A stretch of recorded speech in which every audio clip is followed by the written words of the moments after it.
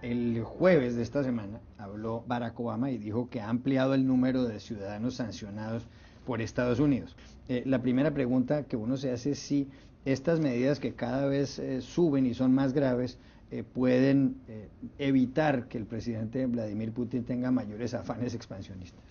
Claro, hay una cuestión de percepción, me parece, ¿no? Cuando uno acaba de ver, como vimos todos esta semana, como Putin hablaba al mundo y decía, en realidad todos sabemos, dijo él, que Crimea siempre fue rusa y firmó este decreto para dar marcha adelante a la anexión. Claro, uno ve eso y hay una cuestión de percepción. Se habla de sanciones y parece que la avanzada con los tanques, por un lado, no guarda relación con las sanciones. O sea, parecería que la respuesta de Occidente nos suena a los ojos débil y hasta fragmentada, porque Estados Unidos hace una cosa, la Unión Europea está viendo cómo construye su reacción, porque no sabe todavía cómo, sabe que va a reaccionar, pero no sabe cómo. Entonces hay una cuestión de percepción ahí, que aparece como más débil la respuesta. Obviamente no lo frena, Juan Carlos, porque el hecho ya está hecho, ya está consumado.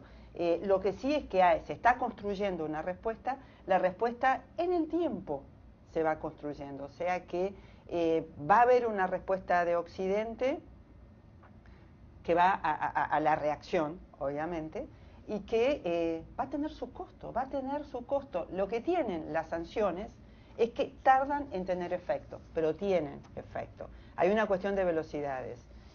Avanzó primero Rusia, responde Occidente, pero hay una cuestión de percepción y de velocidades que hace aparecer esa respuesta como débil, ¿no? La revista The Economist, Juan Carlos, justamente en esta última edición, cuyo editorial se titula El Nuevo Orden Mundial, se refiere a todo lo ocurrido en la península de Crimea y a las actitudes del presidente ruso Vladimir Putin, pero dice dos cosas que llaman la atención. La primera es que señala que las sanciones sí pueden funcionar, sí pueden tener efecto positivo, y pone el ejemplo de lo ocurrido con Irán. Las sanciones contra el régimen iraní terminaron, y eso lo dicen muchos analistas internacionales, porque al final, con el nuevo presidente Rouhani, terminaron por hacer que ese país se comprometa a no seguir enriqueciendo uranio, a cambio de que le levanten, por supuesto, todas las trabas que tenía el sistema bancario internacional. ¿Será que en este caso las sanciones van a operar, van a ser efectivas?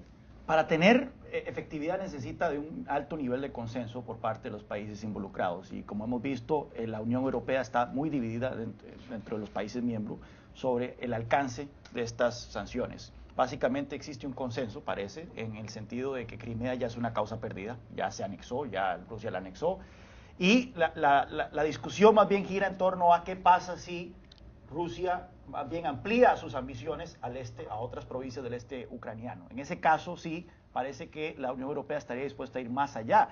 Y bueno, efectivamente hay países que tienen altos intereses en Rusia y en los cuales efectivamente las sanciones podrían tener algún peso. Estamos hablando principalmente de Inglaterra. Recordemos que muchos de estos oligarcas rusos que son cercanos al régimen de Putin son muy aficionados a comprar propiedades y activos en Londres.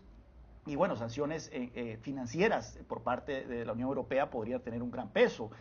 Hay otros países como Francia que han alcanzado acuerdos de venta de equipo militar bastante importante a Rusia, que por supuesto que eso tendría que estar sobre la mesa.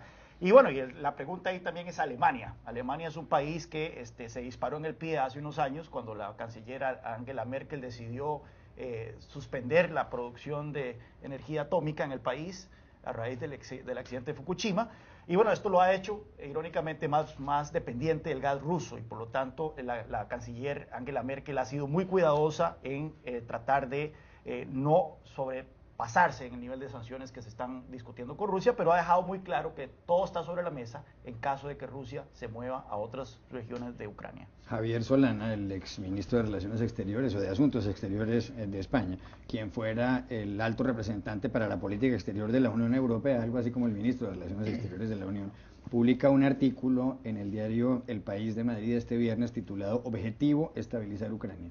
Y dice Solana que de estas cosas debe saber que lo que hay que, las medidas que debe tomar Occidente en primer lugar son estabilizar el gobierno de Kiev, además habrá elecciones presidenciales en el mes de mayo. En segundo lugar, enviar una misión al este de Ucrania, que es la zona donde hay más población de origen ruso. Y en tercer lugar, poner en marcha la ayuda económica, es decir, darle 11.000 millones de euros al gobierno ucraniano a ver si puede trabajar con cierta tranquilidad. ¿Será esa la solución? Bueno, tanto Solana en El País como el artículo de Economist lo que hacen, que a mí me parece importante y necesario, es que le ponen el foco y la culpa y realmente la responsabilidad sobre los hombros de Vladimir Putin. Si bien Solana nos da un contexto histórico de por qué, por ejemplo, Gorbachev consideró que esto era la corrección de un error histórico que se cometió durante la Unión Soviética, el hecho de que Crimea fuera parte de Ucrania, y genera algo de contexto también.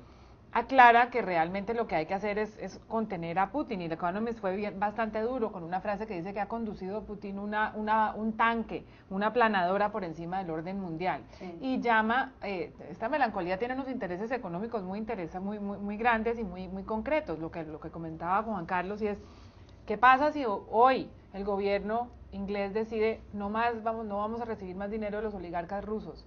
Bueno, que tendrá un gran impacto sobre la City en Londres. ¿Qué pasa si Francia dice no le vamos a dar más contratos de defensa a las firmas rusas?